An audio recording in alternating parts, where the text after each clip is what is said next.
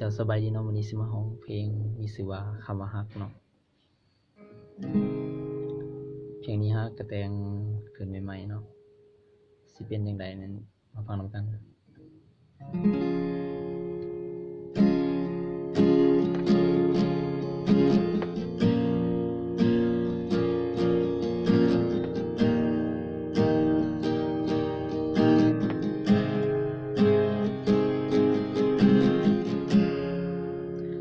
คำว่าฮัก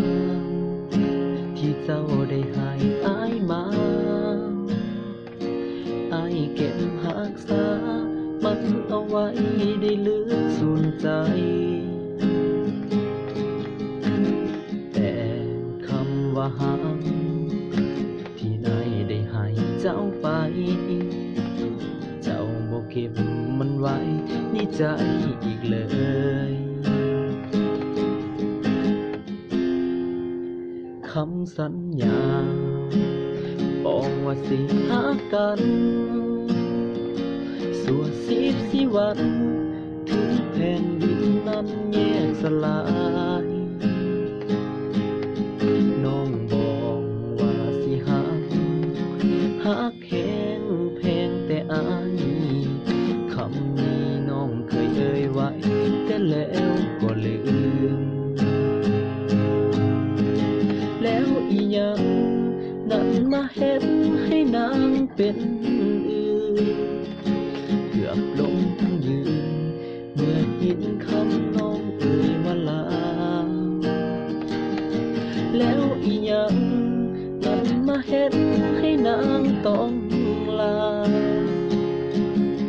เกือบอายเป็นบ้าย้อนคำว่าลาของนางคำเดียวคำว่าคิดฮอดที่บอกอ้ายมาทุกวันถ้อยคำนั้นอ้ายยังจำมันไว้ขึ้นใจน้องบอกว่าสิแค่จะดูแลกันจนวันตาย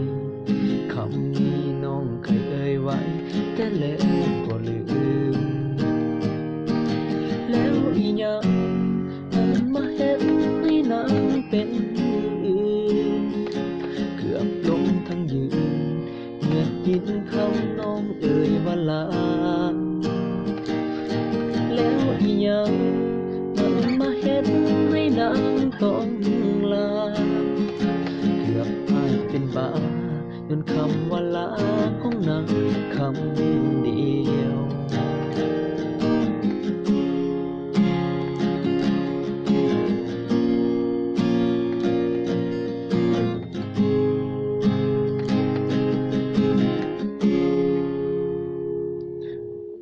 เนาะเป็นประมาณนี้เนาะ